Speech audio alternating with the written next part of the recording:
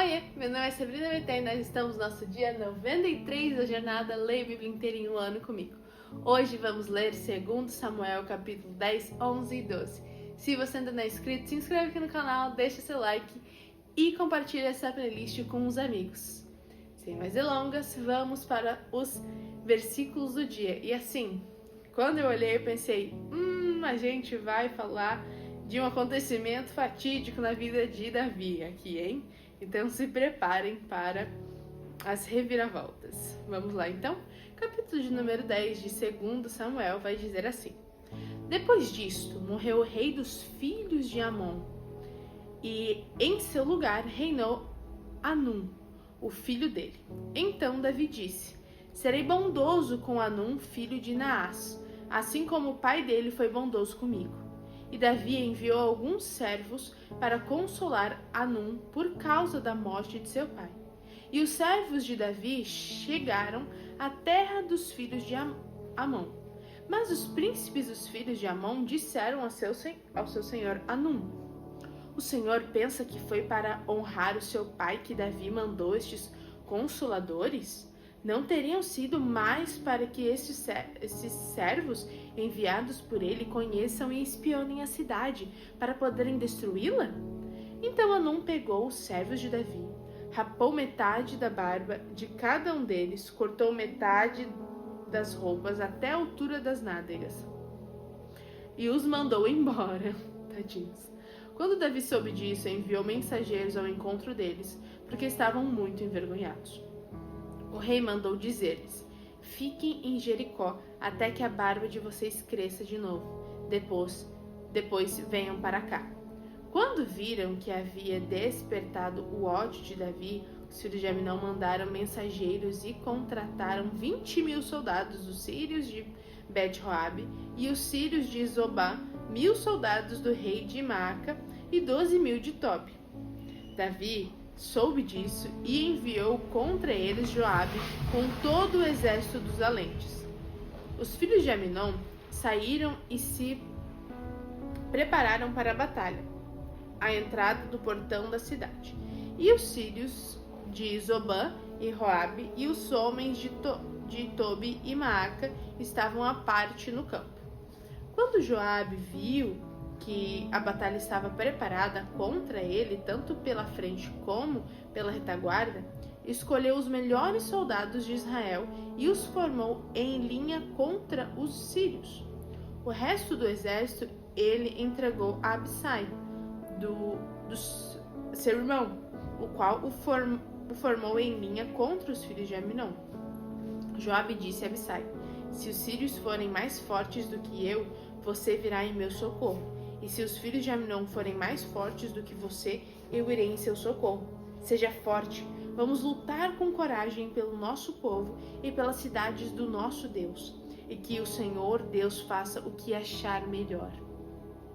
Então Joabe avançou com o povo que estava com ele e travaram batalha contra os sírios, que fugiram diante dele.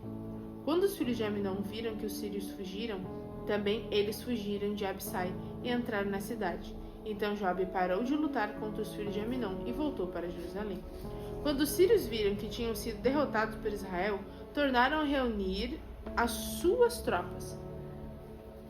Hadadezer mandou chamar os sírios que estavam do outro lado do rio Eufrates, e eles foram até Elã.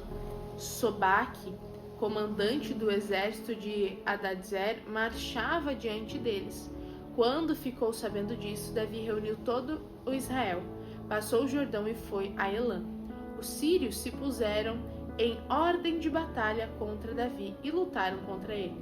Porém, os sírios fugiram de Israel, e Davi matou os condutores de 700 carros de guerra e 40.000 cavaleiros sírios. Também feriu Sobaque, o comandante do exército, que morreu ali. Quando os reis, servos de Hadadezer, quando todos os reis, servos de Hadadezer, viram que tinham sido vencidos por Israel, fizeram paz com Israel e o serviram. E os sírios ficaram com medo de voltar a socorrer os filhos de Aminon. Capítulo 11. Decorrido um ano, no tempo em que os reis costumavam sair para a guerra, Davi enviou Joabe, seus oficiais e todo Israel. Eles destruíram os filhos de Aminon e sitiaram a cidade de Rabá. Mas Davi ficou em Jerusalém.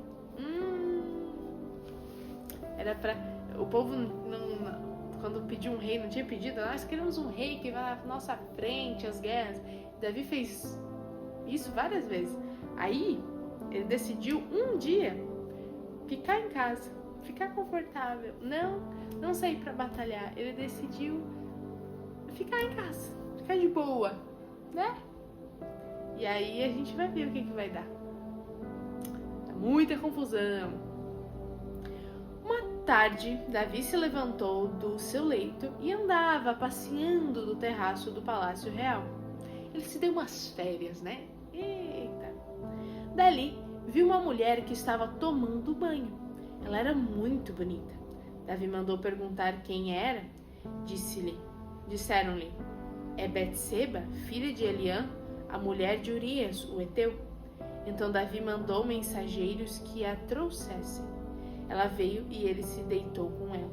Ora, Betseba tinha acabado de se purificar da impureza da menstruação. Depois ela voltou para casa. A mulher concebeu e mandou dizer a Davi: estou grávida. Então Davi enviou mensageiros a Joabe, dizendo: mande-me Urias, o heteu. E Joabe mandou Urias a Davi. Quando Urias chegou, Davi perguntou como estava Joabe, como se achava o povo e como ia a guerra. Depois Davi disse a Urias: vá para casa e descanse. Urias saiu do palácio real e logo saiu atrás dele um presente do rei. Porém Urias dormiu junto ao portão do palácio, com todos os servos do seu senhor, e não foi para casa. Relataram isso a Davi, dizendo: Urias não foi para casa. Então Davi disse a Urias: você não vem de uma viagem? Por que não foi para casa? Urias respondeu: a arca, Israel e Judá ficam em tendas. Joabe, meu senhor, e os servos do meu senhor estão acampados ao ar livre. Como poderia eu ir para casa, comer e beber e me deitar com minha mulher? Juro pela vida do rei que não faria tal coisa. Que lealdade! Então Davi disse a Urias: fique aqui ainda hoje, amanhã eu o mandarei de volta. E Urias ficou em Jerusalém aquele dia e o seguinte. Davi o convidou para comer e beber com ele e o embebedou. À tarde Urias saiu e foi deitar-se em seu leito, na companhia dos servos do seu senhor. Ele não foi para casa. Mesmo assim, o bichinho era leal. Pela manhã, Davi escreveu uma carta a Joabe e a mandou por Urias. Na carta escreveu o seguinte: ponham Urias na linha de frente, onde o combate for mais intenso. Depois deixe-no sozinho, para que seja ferido e morra. Que legal, né? Ele literalmente levou a carta de óbito dele até o comandante. Maneiro. Tendo sitiado a cidade, Joabe pôs Urias no lugar onde sabia que estavam homens valentes. Tadinho, e Joabe não podia nem questionar também, né? O pedido do rei. Os homens da cidade saíram e lutaram contra Joabe. Alguns dos oficiais de Davi foram mortos, e morreu também Urias, o heteu. Então Joabe enviou notícias a Davi, informando tudo o que havia acontecido na batalha. Deu ordem ao mensageiro, dizendo: quando você terminar de contar ao rei os acontecidos dessa batalha, é possível que ele fique indignado e pergunte: por que vocês chegaram assim perto da cidade para lutar? Não sabiam que eles iriam atirar da muralha? Quem matou Abimeleque, filho de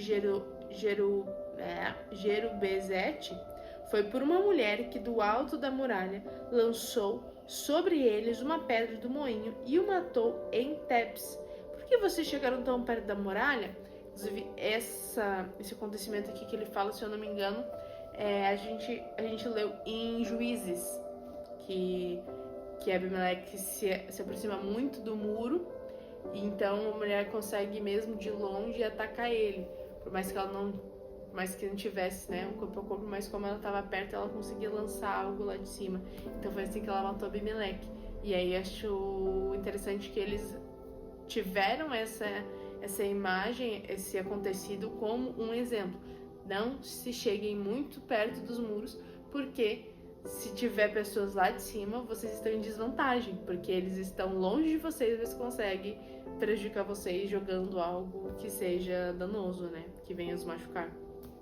Então, se eu não me engano, está lá em Juízes. Não vou saber dizer certinho qual é o capítulo, mas deve estar lá em Juízes. Então você dirá: também morreu o seu servo Urias, o Heteu. O mensageiro partiu e, chegando contou a Davi tudo o que Joabe lhe havia mandado dizer.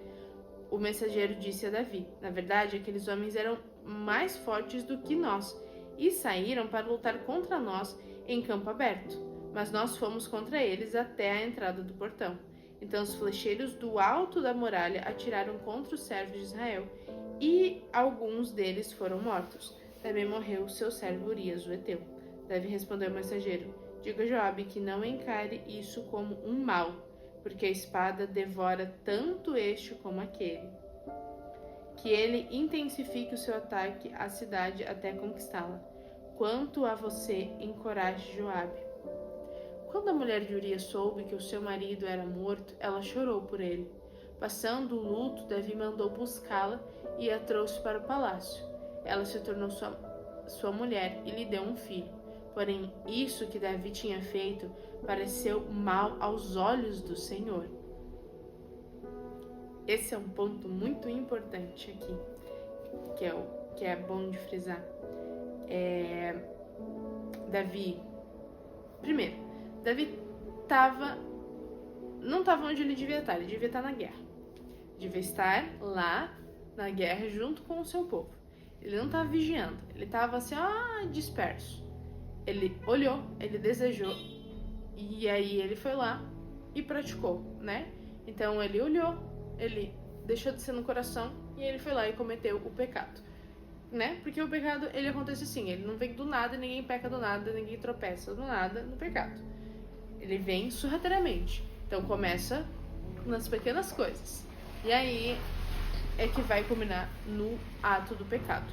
E foi assim que aconteceu com Davi. E aí ele percebe, depois, né, ele comete esse adultério. A consequência disso vem porque Betseba fica grávida. Quando ele sabe disso, ele tenta consertar tudo isso. Ele tenta chamar Urias para que fique parecendo, né, para que ele se deite com sua mulher, fique parecendo que ela estava grávida dele, e pronto, enterrava o assunto. Mas Urias era muito leal e ele não volta para casa, e aí o plano dele dá tudo errado.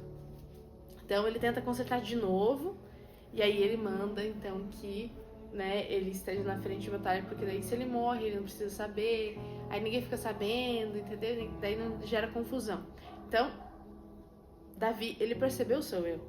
Assim que ele cometeu, assim que veio as consequências, ele percebeu o seu erro, né? E ele tentou consertar. E aparentemente, dentro daqui, a gente pode pensar, beleza, tá resolvido. Mas o mais importante é o último versículo, ou melhor, a última frase desse capítulo, né? Que vai dizer: porém, isso que Davi tinha feito parecia mal aos olhos do Senhor. Então, não importava que ele tinha resolvido a situação. A situação foi resolvida da forma que ele achou que era melhor. Mas isso não pareceu bem aos olhos do Senhor. Isso pareceu mal. E aí é que tá.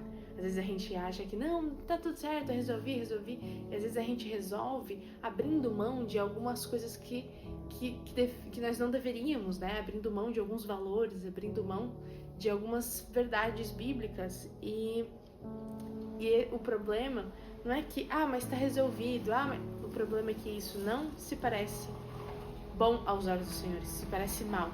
E se parecer mal aos olhos do Senhor, não importa se a situação foi resolvida. Porque o Senhor olha para aquilo e ele não acha bom. Porque foi ignorado a forma como deveria ser feito. Então esse é um ponto muito crucial aqui. Davi, ele tenta consertar o seu erro, mas ele conserta da forma como ele achou que seria melhor. Ele queria apagar o seu erro, não na forma de se arrepender, na forma de tentar fazer melhor, de reconhecer o seu erro. Ele não reconhece o seu erro, ele só fica com medo das consequências, e aí ele tenta resolver do jeito dele. Mas não pareceu bom aos olhos do Senhor. Então, esse é uma das questões aqui que eu acho que são mais cruciais, a gente lembrar disso. Que quando a gente não tá vigiando, quando a gente dispersa muito, a gente é propício a olhar para o pecado, a começar, a flertar com o pecado, e podemos então cometer o pecado. E aí a nossa atitude quando cometemos o pecado deve ser o arrependimento e confessar a Deus. Não tentar resolver aquilo com as nossas próprias mãos. Porque quando a gente resolve com as nossas próprias mãos, a gente certamente não vai escolher a melhor alternativa, e isso vai parecer mal aos olhos do Senhor. E aí as coisas vão se complicar muito mais. Então é melhor que a gente busque o perdão e busque orientação em Deus quando cometemos pecado. Isso é muito importante. Vamos continuar então o nosso último capítulo, capítulo 12. O Senhor enviou Natã a Davi. Natã foi falar com Davi. Ele disse: havia numa cidade, agora lasqueira, havia numa cidade 2 homens, um rico e outro pobre. O rico tinha ovelhas e gado em grande número, mas o pobre não tinha coisa nenhuma, a não ser uma cordeirinha que havia comprado. Ele a criou e ela cresceu em sua casa, junto com seus filhos. Comia da sua comida e bebia no seu copo. Dormia nos seus braços e ele a tinha como filha. Certo dia chegou um viajante à casa do homem rico, e este não quis pegar uma das suas ovelhas ou um dos seus bois para dar de comer ao visitante que havia chegado. Em vez disso, pegou a cordeirinha do homem pobre e a preparou para o homem que havia chegado. Então o furor de Davi se acendeu contra aquele homem, e ele disse a Natã: tão certo como vive o Senhor, o homem que fez isso deve ser morto, e pela cordeirinha restituirá 4 vezes, porque fez uma coisa dessas e porque não se compadeceu. Então Natã disse a Davi: este homem é você. Assim diz o Senhor, o Deus de Israel: eu o ungi rei sobre Israel e o livrei das mãos de Saul. Eu lhe dei a casa de seu senhor e as mulheres que o senhor de seu senhor em seus braços. Também lhe dei a casa de Israel e de Judá. E se isso fosse pouco, eu teria acrescentado tais e tais coisas. Porque você desprezou a palavra do Senhor, fazendo o que era mal aos olhos dele? Com a espada você matou Urias o Heteu. Você tomou por esposa a mulher dele, depois de o matar com a espada dos filhos de Amon. Agora, pois, a espada jamais se afastará da sua casa, porque você me desprezou e tomou a mulher de Urias o Heteu para ser sua mulher. Assim diz o Senhor: eis que farei com que de sua própria casa venha o mal sobre você. Tomarei as suas mulheres e a sua própria vista, e as darei a outro homem que se deitará com ela em plena luz do dia. Porque você o fez em segredo, mas eu farei isso diante de todo Israel e em plena luz do dia. Então Davi disse a Natã: pequei contra o Senhor. E Natã respondeu: também o Senhor perdoou o seu pecado. Você não morrerá. Mas por quê? Porque com isso você deu motivo a que os inimigos do Senhor blasfemassem também. O filho que nasceu morrerá. Então Natã foi para a sua casa, e o Senhor feriu a criança que a mulher de Urias teve com Davi, e a criança adoeceu gravemente. Davi suplicou a Deus pela criança. Davi jejuava e entraram em casa. Passavam a noite deitado no chão. Então os anciãos de seu palácio se aproximaram dele para o levantar do chão. Porém, ele não quis e não comeu com eles. No 7º dia, a criança morreu. E os servos de Davi ficaram com medo de informá-lo de que a criança estava morta, porque dizia: quando a criança ainda estava viva, falamos com ele, mas ele não dava ouvido à nossa voz. Como então vamos dizer a ele que a criança morreu? Poderá fazer alguma loucura. Mas Davi notou que os seus servos cochichavam uns com os outros e entendeu que a criança havia morrido. Então perguntou: a criança morreu? Eles responderam: morreu. Então Davi se levantou do chão. Levantou-se, ungiu-se, trocou de roupa, lavou-se, ungiu-se, trocou de roupa, entrou na casa do Senhor e adorou. Depois voltou para o palácio e pediu comida. Puseram-na diante dele e ele comeu. E os servos disseram: que é isso que o Senhor fez? Pela criança viva o Senhor jejuou e chorou, mas depois que ela morreu, se levantou e se pôs a comer. Davi respondeu: enquanto a criança estava viva, jejuei e chorei, porque dizia: talvez o Senhor se compadeça de mim e a criança continuará viva. Mas agora que ela morreu, por que jejuar? Poderei eu trazê-la de volta? Eu irei até ela, mas ela não voltará para mim. Então Davi consolou Betseba, sua mulher. Teve relações com ela e ela teve um filho, a quem Davi deu o nome de Salomão. E o Senhor o amou. Davi o entregou nas mãos do profeta Natã, e esse lhe chamou Jedidias, por causa do Senhor. Enquanto isso, Joabe atacou Rabá, os filhos de Amon, e tomou a cidade real. Então Joabe mandou mensageiros a Davi, dizendo: lutei contra Rabá e tomei a cidade das águas. Reúna agora o resto do exército e cerque a cidade para tomá-la. Do contrário, se eu a tomar, ela poderia ser chamada pelo meu nome. Então Davi reuniu todo o povo, marchou para Rabá, lutou contra ela e a tomou. Tirou a coroa da cabeça de seu rei. O peso da coroa era de 34 quilos de ouro e havia nela pedras preciosas. Essa coroa foi posta na cabeça de Davi. E da cidade ele levou muitos despojos. Também trouxe o povo que havia nela e os fez trabalhar com serras, picaretas, machados de ferro e em fornos de tijolos. Davi fez o mesmo com todas as cidades dos filhos de Amon. Depois voltou com todo o exército para Jerusalém. E essa foi a leitura de hoje. Aprendemos hoje então que Davi não estava posicionado onde ele deveria estar, que era em uma posição de vigilância, lutando pelo povo. E as consequências vieram sobre isso, ele tentou resolver, mas quando a gente tenta resolver os nossos BO do jeito que a gente acha melhor, certamente a gente piora mais a situação. E pior do que tudo isso é que o Senhor não vê isso como boas coisas. Então, o Senhor requeriu isso de Davi e disse quais seriam então as consequências maiores sobre isso. E Davi, então, a gente vai ver que a espada não se aparta do reino dele, e é de dentro da casa dele que ele vai viver algumas turbulências ali, Tudo isso por conta do pecado que ele cometeu ali, tanto com Betseba quanto contra Urias. E isso tudo porque ele não estava posicionado no local onde ele deveria, que era lutando como um rei, lá sendo uma referência no meio do povo, lutando como o rei contra os inimigos e estando vigilante, Então ele acabou se dando umas férias ali e fazendo coisas erradas. Então isso aí fica um alerta pra gente estar sempre posicionado onde o Senhor quer que nós estejamos, sendo as referências do reino de Deus, para que a gente não se encontre disperso e aí acabe então cometendo algo que não vem agradar ao Senhor. Amém? E é isso. Essa foi a leitura de hoje. Um beijo da Sá e até amanhã!